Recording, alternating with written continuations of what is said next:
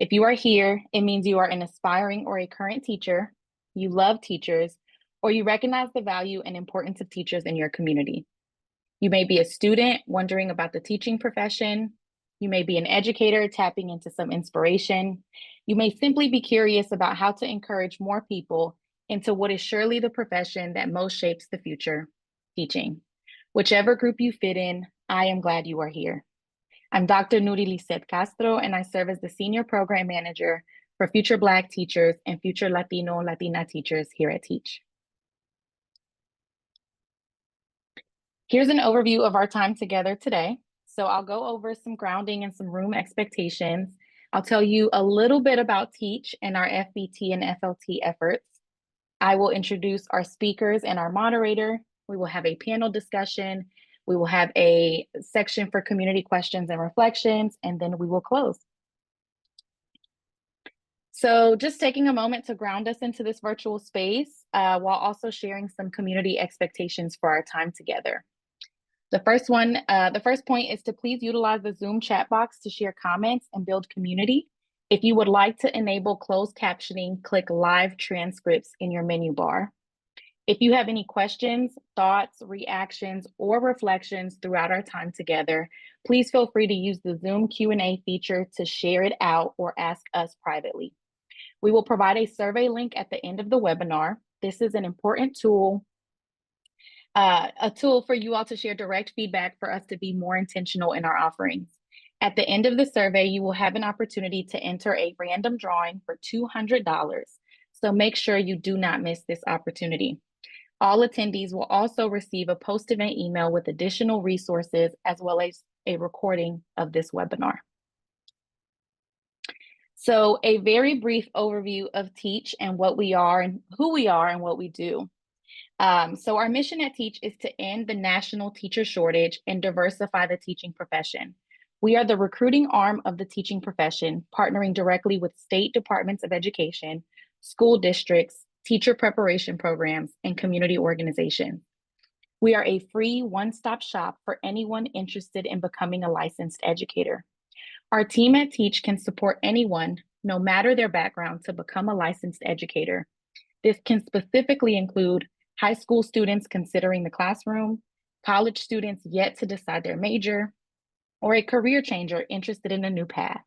Our personalized support includes free one-on-one coaching and advising with current classroom educators who serve as licensure coaches, scholarships and fee reimbursements, educator preparation program and scholarship search tools, customized checklists, how-to guides, events such as this one, and email, text, and chat support.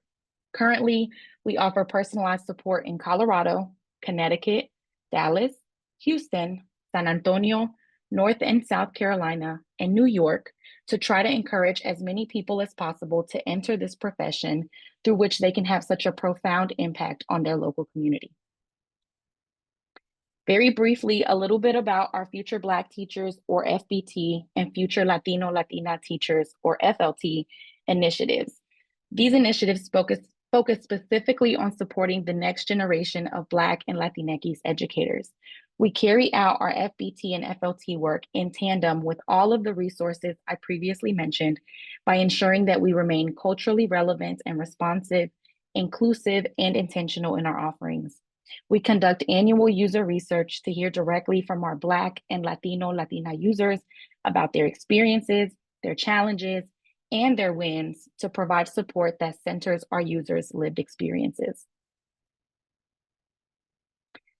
So as many of us know, the teaching profession has a diversity gap. The nation's school children are approximately 42% Black and Latino and Latina, while the teaching force is only 16% Black and Latino Latina. According to the Education Trust, 40% of the nation's public schools do not have a single teacher of color. And in many states, Black and Latino Latina students attend schools without a single teacher of their same race or ethnicity. Students of color and students from low-income backgrounds are 4 times more likely to attend schools with larger percentages of uncertified or inexperienced teachers. Given these data points, Black and Latino Latina students, particularly those who are also from low-income backgrounds, are being severely underserved, resulting in increased discipline referral rates, lower graduation rates, and less access to advanced coursework in college and career-ready educational opportunities. Research demonstrates that students of color are more likely to succeed by having even just one teacher of a similar race or ethnicity during their schooling, while all students benefit from a diverse educator workforce. For schools to create a positive, safe, and welcoming environment for all of their students, it is imperative to have an educator workforce that reflects the racially, ethnically, and linguistically diverse communities they serve. These data serve as a powerful reminder of the importance of the work that we are doing at Teach and the endless need for us to be in community with each other to build a bolder, brighter, and equitable education system for our future generations. Considering such, I'm now excited to introduce my colleague who will serve as your moderator, as well as our panelists joining us from various states in our country. So first, I'll introduce you to Jeremy Davis, our new Senior Program Manager and our moderator for today's panel. In his role with Teach, Jeremy works to support and advance initiatives aimed at increasing diversity and equity in the teaching profession. Before joining Teach, Jeremy spent 6 years teaching middle school English and developing a deep passion for guiding students toward academic success. Jeremy is a proud graduate of Florida A&M University and continues to advocate for equitable access to education for underrepresented communities. Next, one of our speakers from Dallas, Texas, we have the Dallas Independent School District 2023-2024 Teacher of the Year, Cristian Gallardo. Cristian is an art teacher at Sam Tasby Middle School, where he began his career in education over 18 years ago as a teacher assistant.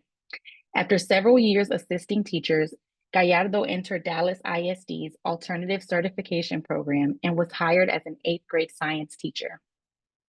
After 5 years of engaging his students with creative and innovative science lessons, Cristian followed his passion and began teaching art to all grade levels at Tasby.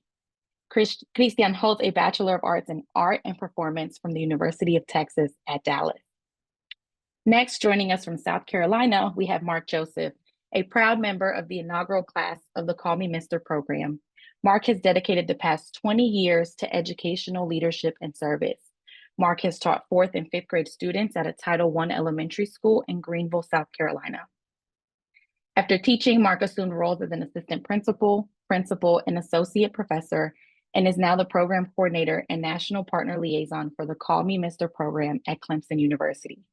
Mark's journey has been defined by a steadfast commitment to a belief in our youth, a passion for leadership, and a vision that empowers our youth to live out their purpose. Now we're going to move up to New York and welcome Chimere Stevens and Jason Acosta. Chimere is the Senior Director of Recruitment for New York City Public Schools, as well as the Director of NYC Men Teach. NYC Men Teach exists to ensure there is equity in the recruiting, training, hiring, and retention of diverse educators. Chimere is a graduate of Fordham University, where he received a Bachelor of Arts in English Literature. And lastly, but not least, Jason Acosta, who is a proud native of the South Bronx, and his work is an extension of his story. Jason is a macro social worker who aims to inspire systemic change by centering identity and healing as the foundation for transformation. His work spans across diversity teacher initiatives, child welfare agencies, higher ed institutions, and nonprofit organizations. He currently serves as the Deputy Senior Director for Diversity Recruitment and Special Initiatives for the Office of Teacher Recruitment and Quality at NYC Public Schools. As you all can see, we have an incredible lineup of panelists today that I am sure will leave us with such impactful words. I will now turn it over to Jeremy, who will facilitate the rest of the panel discussion. Hello, everyone, and thank you, Dr. Castro, for the introductions. I have the distinct pleasure of being able to guide us through the discussion tonight with some planned questions for our panelists. And once that is wrapped, I will open it up to the attendees for questions and reactions. For our live attendees, a quick reminder that you are welcome and encouraged to drop any questions and reactions and/or reflections in the chat as we go. So with that, let's get it kicked off. For our panelists, starting off, I would love for each of you all to tell a little bit about yourself, what inspired you to become an educator, and how your identity as a Black or Latino man may have influenced your decision to do so. And so I'll start out with Jason, and then you can pass it along. Sure. Thanks for having me. I just want to start by saying that I won't repeat my bio, but what I will share is a little bit of context for why macro social work and how that led me into education to answer your question. So I pursued social work because I had a lot of questions growing up in my, just from my experience, my neighborhood, a lot of stuff that I was seeing. I attended a high school where I had to walk through metal detectors every day.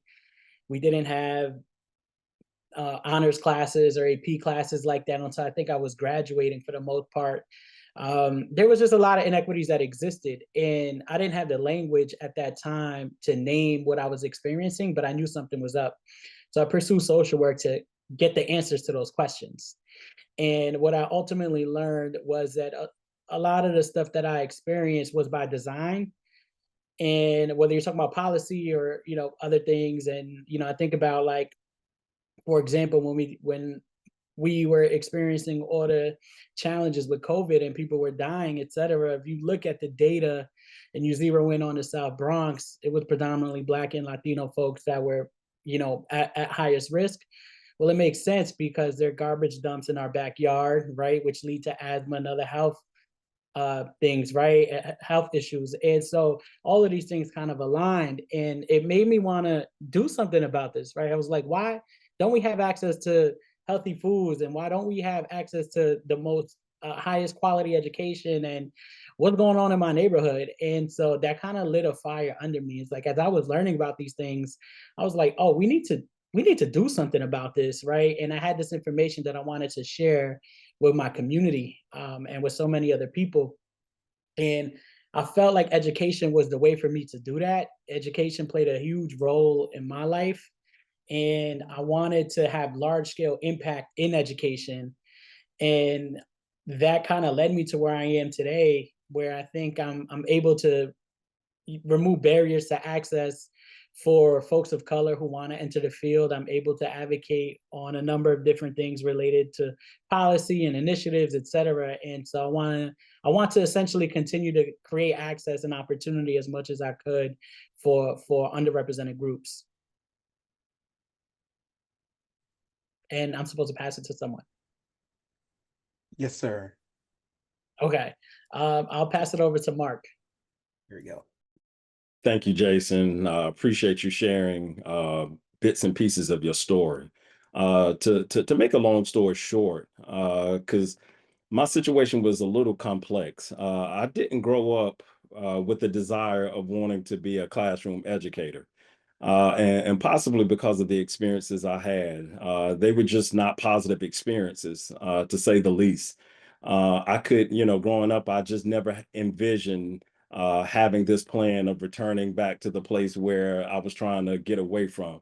But I will add that I am truly thankful for the mothers, and just really give a shout out to the positive, supportive mothers, because it was really my mother who really directed me in the pathway of even begin thinking about becoming an educator. And after having a conversation with her, my mother passed along some information to me about this new program in South Carolina entitled Call Me Mister.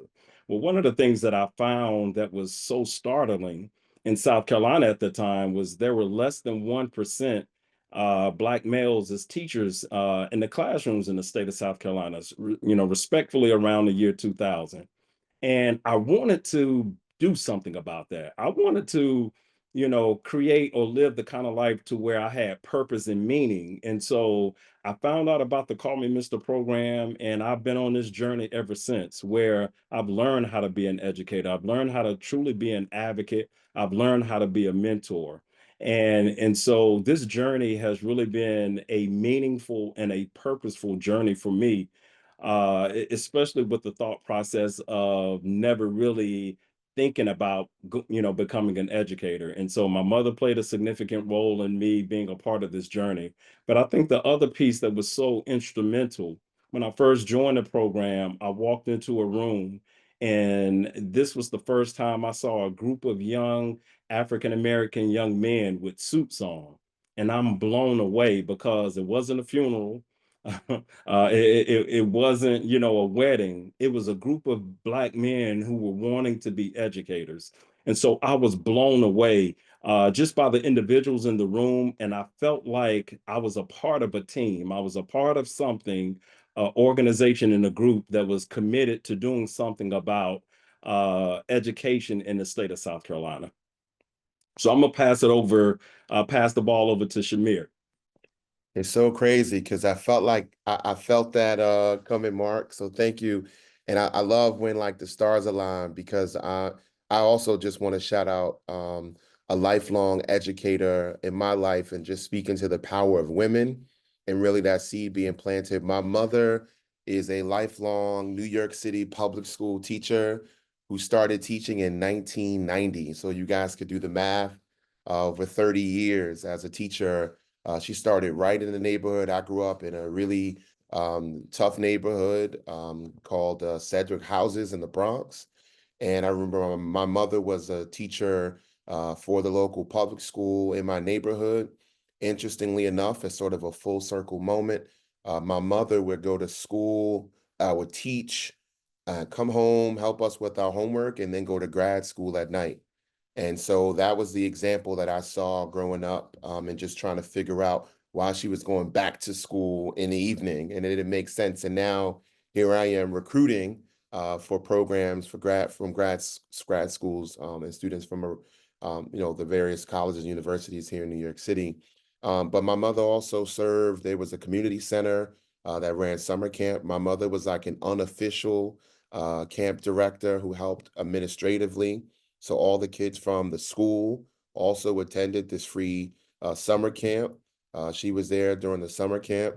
And then my mother, out of that same community center, was the Girl Scout troop leader for the neighborhood. My dad was a chef, so he was the cook for the kids in the neighborhood. And so for me, there was no separation between school and education and community and mentorship. Like anyone who was in that who was in my community knew Mrs. Stevens, and that's just how it was. And so for me, that planted that seed really early to say, hey, like being able to see real life, what were heroes to many of my friends in the neighborhood, from my mom and my dad, and really motivated me and kind of planted that seed for me to want to do the same thing. So not just merely thinking about education as confined to the four walls of a school building, but really thinking about this holistic approach to community, to family, and to really having genuine and authentic relationships with the people who are standing in front of our young people, as well as with their families. And so that's what I would say for me. And am I the last one to go? All right, so I'll pass it back. We'll pass it What's over that? to Cristian. All right, I'm sorry about that. Yep. Hello, gentlemen. First, I want to start saying it's a privilege to be here with you all this afternoon and amazing stories. As far as for me being an educator, to be honest with you all, it never crossed my mind to be a school teacher. That was never my intention. It was either be a comic book artist or a cartoonist. But once I started working as a teacher's assistant, it just opened up my eyes. Like the first week, by the end of the first week, that's when I said, this is what I want to do for the rest of my life. And it's just, you would see the interactions with the kids, and it was just something amazing. And I remember very clearly the moment that I said, this is what I'm meant to do. I was doing hallway duty. And, obviously you start building relationships with students. And I said, it was week one, but it was just an amazing experience, just having that dialogue with students. And I don't even know how to describe it, but it was just a moment where I had a student come and gave me a hug and said, Mr. G, I really like you. And then they just walked away. For me, that was just very fulfilling. And I was like, all I was doing was just directing traffic. But it showed me that, even small things of just saying hello, smiling, or just saying, how are you doing today? Small conversations can make a big difference in a student's life.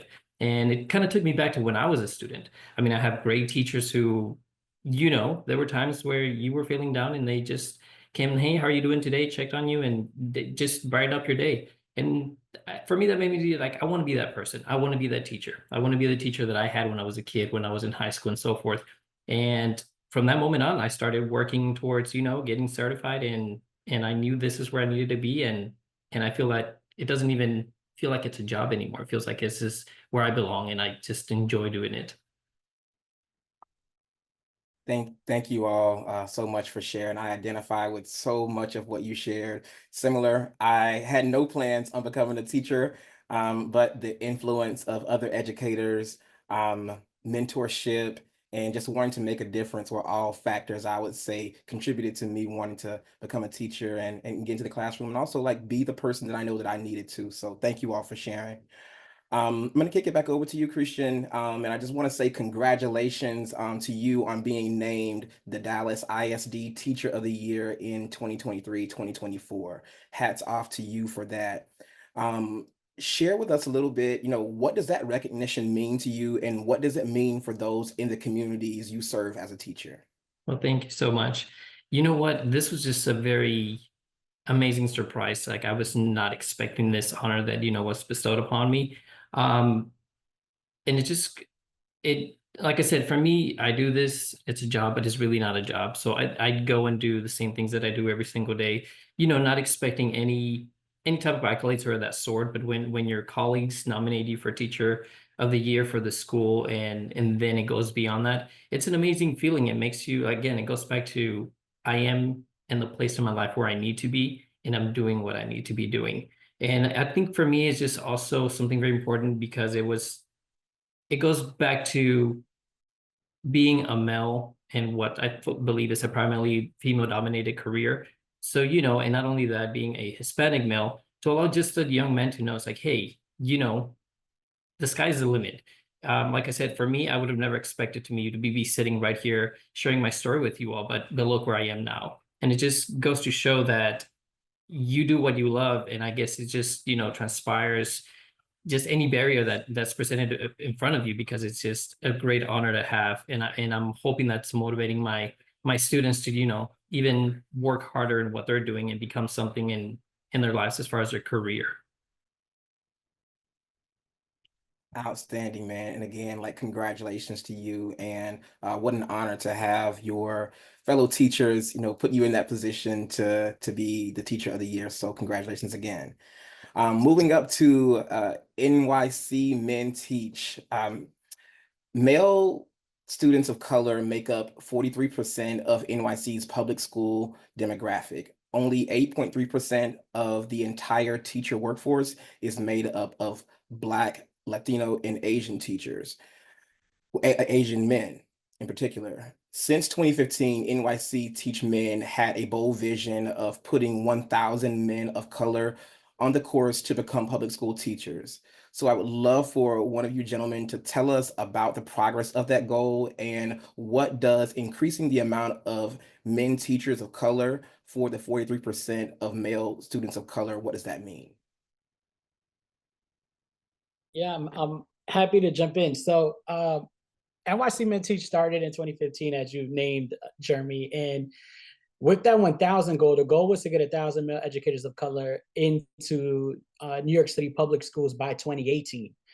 And we accomplished that. I think we actually exceeded that goal. And because of that, we were tasked with getting another 1,000 by 2021, I believe. And we achieved that goal. And so we've been fortunate to be able to accomplish those goals. And I think the thing that is important to understand, because I know we're all coming from different places, just like the structure of NYC Men Teach, right? Like, how big is this initiative?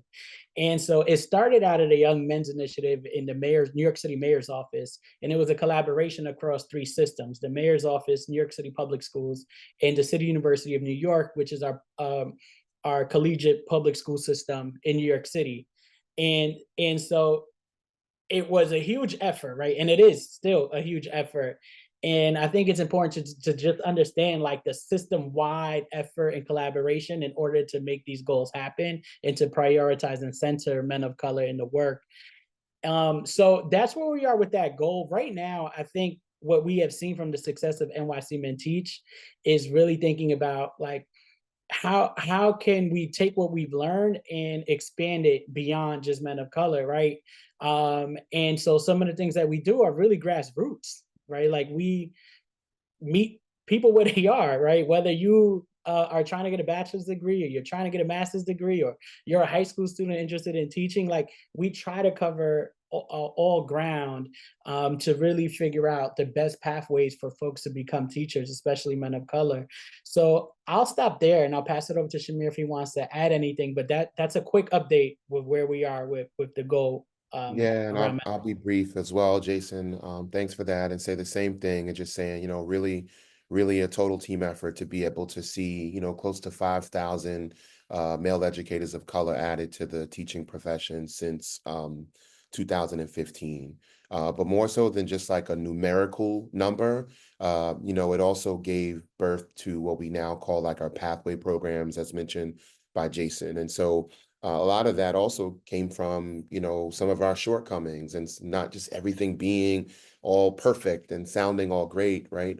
There were a number of men of color back then in 2016 who raised their hand, who wanted to teach, but things like low GPA, the inability to pass certification exams, the high cost of certification exams, not having the time to go back to school with some of their other competing commitments, was something that we saw that came out in the data, and then from conversations with candidates or potential candidates back then. And so what Jason speaks about now is working with high school students, and just really one of the biggest takeaways for us was, in terms of recruitment, we need to start earlier. So working with high school students, partnering with community-based organizations, working with the local colleges and universities, looking for grants, leaving no stone unturned, just to be able to break down some of those barriers and support and starting earlier with candidates, and also just providing like wraparound supports in terms of hiring, but then also on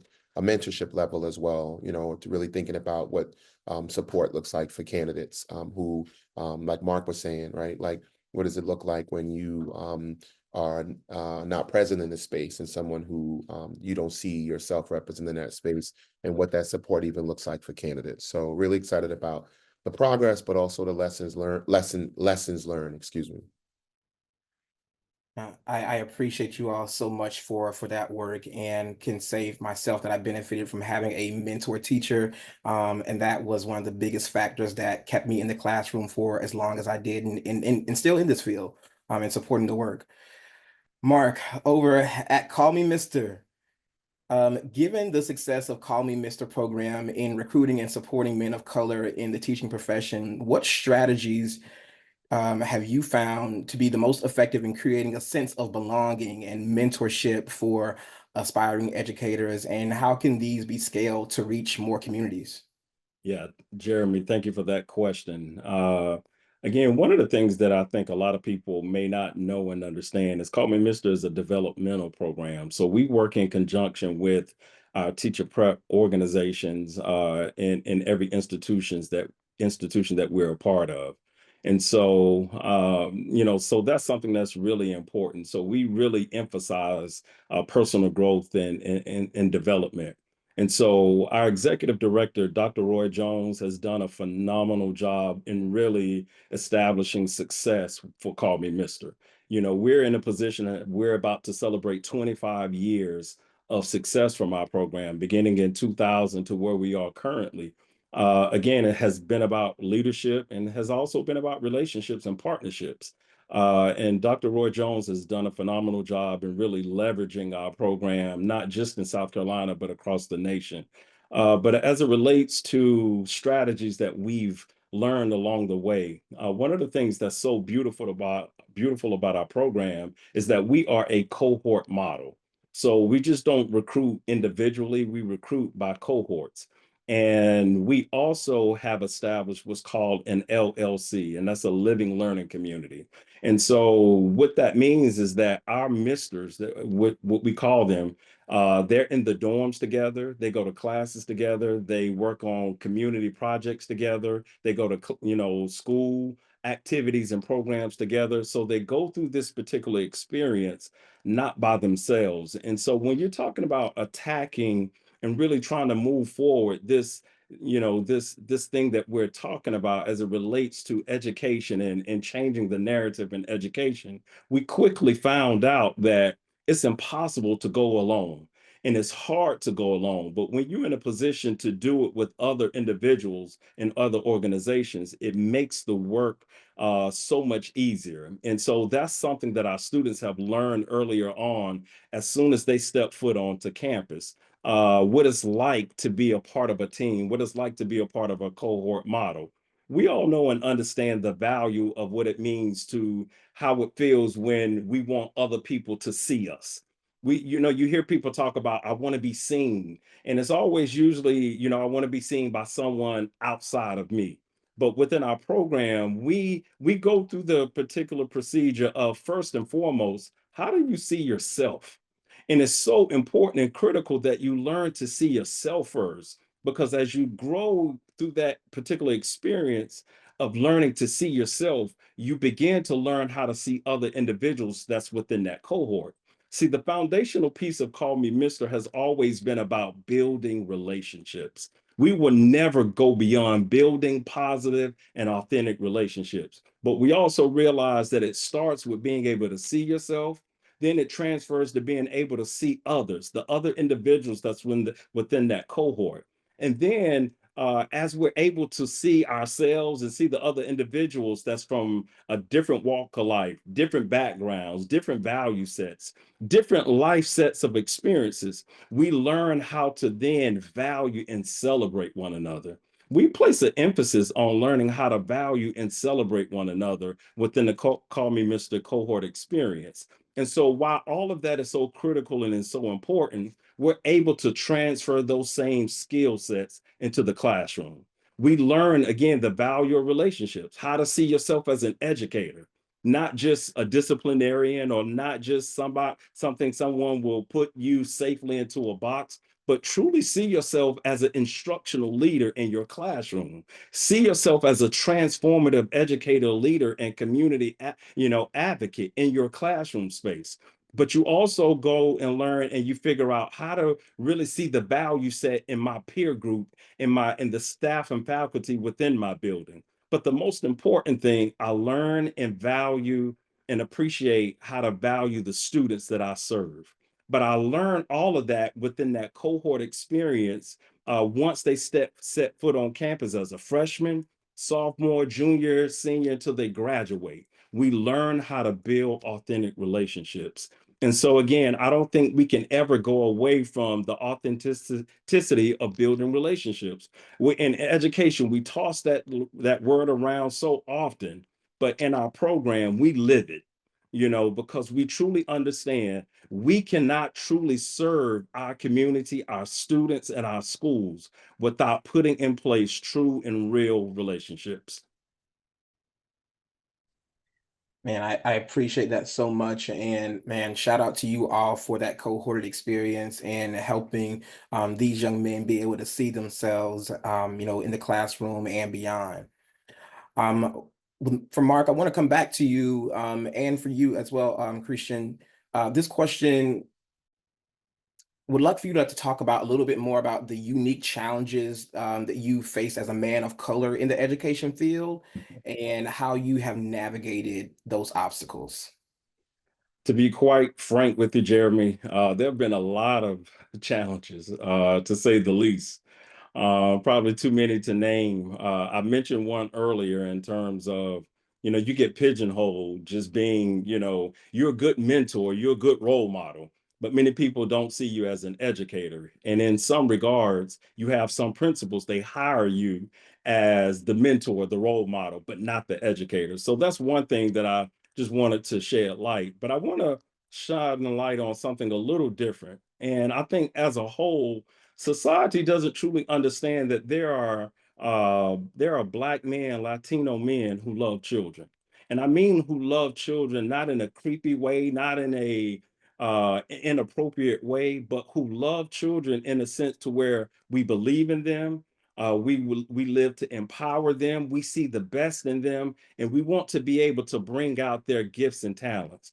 And so sometimes society doesn't understand or place a premium and a value on there are men throughout the country who have shied away from becoming a teacher because society has told them or shared some type of narrative that it's weird or is not right to love children. And I mean, when I say children, not just your own, but someone else's children.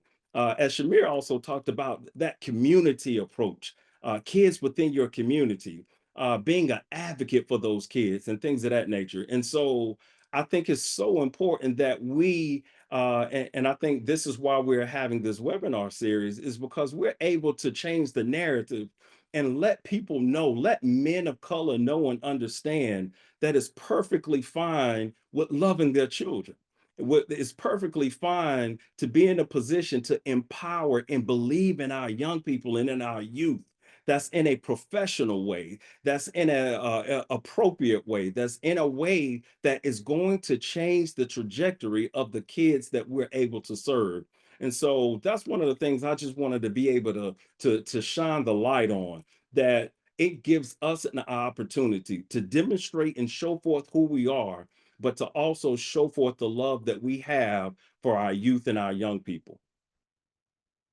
I agree with Mark as far as I was born in Mexico, and I think it's, as far as our culture, for me, I think a hurdle that I had to kind of overcome was more like Marcus mentioning, me being a male. I could not care for, somebody else's children the way that I do. Because like I said, it goes back to the education field. But mostly women are the ones that take hold of the teaching field. So it was a little bit of a jarring experience that I had to, could I did question myself, like, could I be as good educator as the teachers that I had when I was younger? So it does kind of put a little bit of a mind trick on you, but I had to overcome that. I've seen very strong female leaders. For example, Dr. Master, my current principal, she's amazing. She's a very strong female, and she's a great role model for our young ladies. But then, as I was growing in my teaching career, I was like, well, I need to be that role model that I knew I had male teachers when I was younger, not very many, but the ones that I had that were very strong, and I did look up to them. But you don't realize that at the moment until later on when you start maturing, getting older. But I feel like that's one thing that I feel that needs to be kind of discussed a little bit more, because yes, we put ourselves as male. You can't have certain feelings, you can't say certain things because it makes you less. It challenges masculinity, and it shouldn't be that way. And like I said, one thing that I do appreciate about Dr. Masson as far as our campus, she empowers our male teachers to be good role models, but she also goes back to what Mark's saying, but she knows we're educators as well, and that we do everything with good intent as far as making sure our kids are learning, and that we're setting that good example for them, as far as not being pigeonholed because you're Black, you're Latino, you have to do certain things, certain careers. We're expanding beyond that, and I think that's something very important that I feel like we all have to keep in mind. And it's not easy at times, but it is doable, because look at us, we're here and we're doing it. Amen to that. And thank you both for sharing. Jason, Chimere, you both mentioned mentorship earlier as part of one of the strategies for NYC Men Teach. Share with us a little bit more, what role does mentorship and community support play in the success of men of color in education, and how can we expand those networks?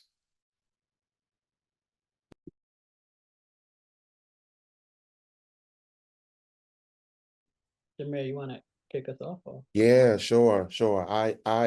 First of all, I want to talk about, I'll share really briefly just a personal example in terms of mentorship. I think one, so critical, and Mark talked about this for so many reasons, right? Having a mentor, and for us, it's cool in terms of our model because we get current teachers and even administrators who want to serve as mentors to support like our first year teachers coming into our program. And so sometimes, and we saw that come out in like the data, you get like a school appointed mentor, and there is some hesitancy from candidates. They're like, wait, there's this fear of like, if this person is going to go back and share with, confidential things that you may share, or you feeling, you know, experiencing maybe imposter syndrome or experiencing doubt in yourself.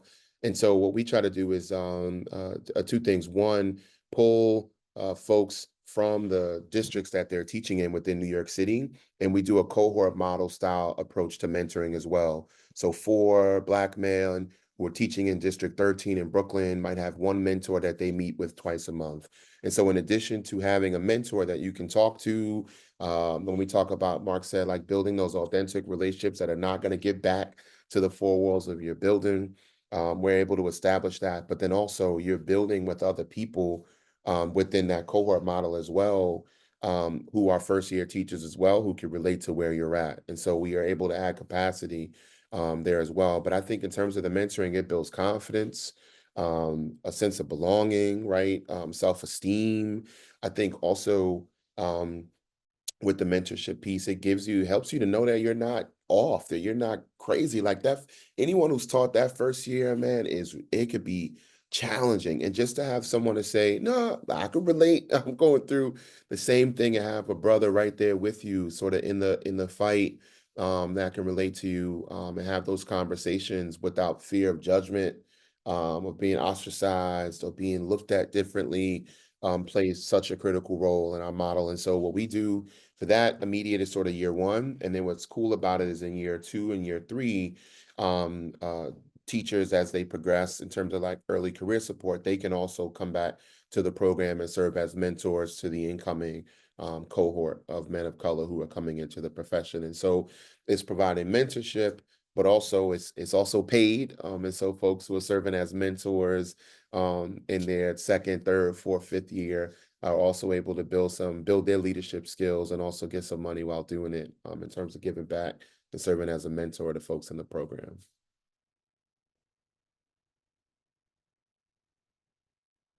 Anything to add there, Jason? The only other thing I would add is just Chimere covered most of it, but I think the important thing is we do recruitment in a few ways, right? And so there's like traditional recruitment, folks that are coming right in to the classroom, they're certified. And then we also have what we refer to as like long-term pathways, right? The longer term recruitment, and we create programs for folks who are in different walks of life who have an interest in teaching, but may have not thought that they can actually pursue that opportunity, right? And a lot of those programs we have are grow your own programs, right? And therefore staff that are in schools that are in non-pedagogical titles. And one of the things that we learn is, you know, as we launch these programs, we don't have it all figured out, right? And one of the most important parts of that is the mentorship. And we launched an undergraduate program recently, and this was specifically for paraprofessionals who do not have a bachelor's degree. They can have some credit, right? But they don't have a bachelor's degree in education. And what we've learned is some of the folks that are now in this cohort, they haven't been in school in like 15 years, right? Or they have some college credit and maybe had a bad experience, right? Like there's a range of things that are happening. And it's very different from our graduate programs, right? And our alt-cert programs, et cetera. And so one of the things we had to do is like get their feedback, right? And figure out like, okay, what can we do? And so we did two things. One is bringing that mentorship piece that we do so well, right, into that space, but also community. Like we started to implement community program for them as well, so that they know they're not alone, right? Like just spaces like this to be able to talk and connect and share challenges and concerns and things they're excited about too, right? But that mentorship, all of the mentors for this program are folks who were once paras that are now teaching. So they also have the same lived experience in terms of like, you know, their positions and how they became a teacher. And so that's a lot of what we try to do, because it's really meaningful to have someone who looks like you that has been in your shoes, right? To be able to give you their experience and share their you know, how they were able to overcome barriers and how they were able to become successful teachers, etc. So that's the only thing I wanted to name, that in terms of the power of mentorship with our participants. Yeah, Thank you, gentlemen, so much. And as we get closer to the end of our discussion, we're making it a practice of ending our webinars of dreaming with dreaming, with future, and with world building. And so, with that in mind, what is your dream of or dream for the future of education system, and how do Black and Latinx men fit in that dream? And I would love to hear from each of you all. We'll start with Mark. Wow, that's a loaded one. But I will say, I think having experiences like this webinar really and truly is a step towards that dream for me, from a personal standpoint. Clearly, we've been able to do some remarkable things in the state of South Carolina with our Call Me Mr. program. As I stated, we started in 2000 with 3 schools, to be able to expand to 28 schools in South Carolina, and also to expand to 10 additional states outside of South Carolina.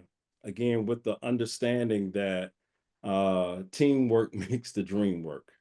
And when I dream of examples and situations like we're having this evening, when Call Me Mr. connects with NYC Men Teach, and so on and so forth. And we really begin to come together in a true way, not just in name, but really heart to heart.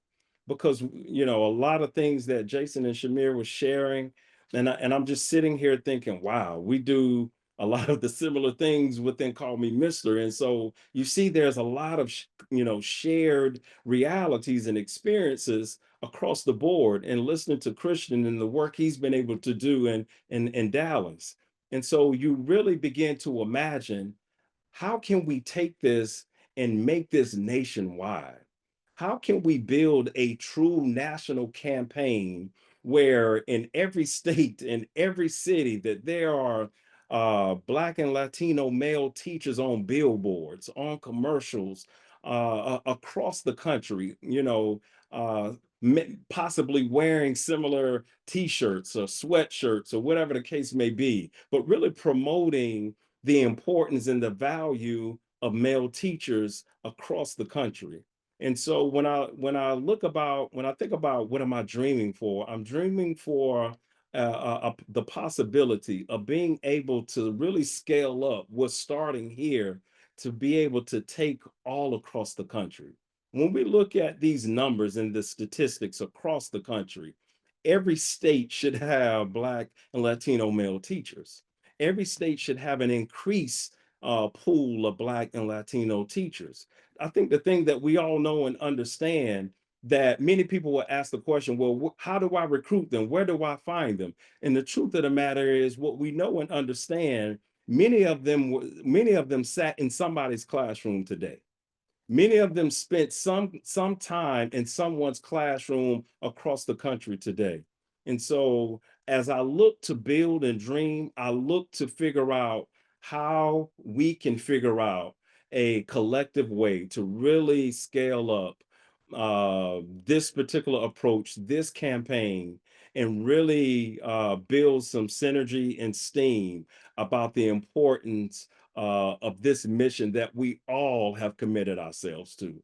So that's one of the things I would just wanted to point out and add. Thank you for sharing that. Cristian? You know what? I just kind of realized, just hearing all of you speak, gentlemen, it's just kind of made me realize how I'm obviously, I love learning, but this just opened my eyes as to how much in a bubble I've been as far as the education field goes, and the males, especially Black and Latino males involved in education. Because, you do get tunnel vision, and you just kind of focus on where you are and what you're doing at the moment. And right now, I'm just, as far as like my dream has always been, making sure that our students are just seeing not just as a test score or as data on a piece of paper, but more as a whole, as a person. And especially more so for a young man, just making sure that they know, that their own limit is going to be themselves, but also that they have plenty of role models around them and support systems that can help them achieve what they want.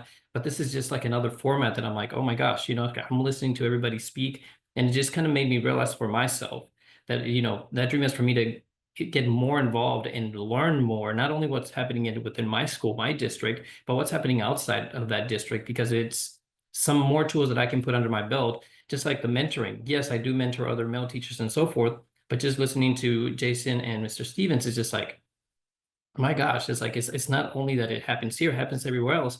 And the more resources I can reach out, like, hey, how do you approach this situation or that, is just making us more aware of our surroundings. And I don't know, it's hard for me to put into words right now, because it just kind of just blew my mind right now. And like I said, how tunnel vision I've been as far as what this discussion that we're having. So my dream is like I said, just seeing the student as a whole, but also for my personal growth, to branch out and see what's happening outside of my scope. Amen to that. This has certainly inspired me as well. Jason, what do you dream of for the future of education, and how do Black and Latinx men fit into that? There are three quick things that come to mind. I also think it's a super loaded question and a lot to think about. And I think Cristian and Mark mentioned one of the things that I think is really important, and it's that piece around community, right? Particularly for Black and Latino men. One, just like us as Latinos, right, having to do our own work to really understand how we can come together, because we have a lot of issues in our own community, right? From colorism to like name it, right? And so what does it look like for us to get it right, get it together, to then be able to say, okay, like let's get on the same accord, and then really think about what it means to build community just across the board, right? And so I think in a lot of urban communities, when I think of like the South Bronx, or I think of like Chicago, other major cities, we're often in the fight together, right? And so, and by we, I mean like Black and Latino folks. And so what does that mean, right? Like, what does that actually mean for us? And what does it look like for us to come together? So I think that's one dream, right? I think of like the Young Lords and the Black Panthers, right? In Chicago in the 60s. And what did that look like, right? The power that had. So that's one thing I'll name. I think the second thing I'll name, I just wrote this down so I don't, that they just also recognize their genius and value. Cristian, you mentioned something really important, and it was the imposter syndrome. And I think that is a really real thing that many of us experience. And I'm teaching this book in one of my classes right now called Ratchetdemic by Dr. Chris Emden. He has a chapter in that book about imposter syndrome, and I'm paraphrasing, but he's essentially said something like, imposter syndrome is usually something that is experienced by brilliant people who have been told that they have a deficiency, but it's actually not a real deficiency, right? And so I think it's important to think about what that means for us, and to just recognize our own value. So that's the second dream. And then I think the third thing that comes to mind that builds on that is for Black and Latino men to feel free in our education system, right? Like, what does liberation look like for us? And I know that can be defined differently for different people, right? So whatever that means for you, but being able to show up and fully be who they are in school spaces and just educational spaces, and not having to fear repercussion for fully being who they are. But also being able to teach certain things, right, the way they need to teach it, right, that might be different than how they're traditionally trained in education programs. But those are the three things I would name really quickly. Any closing thoughts from you, Chimere?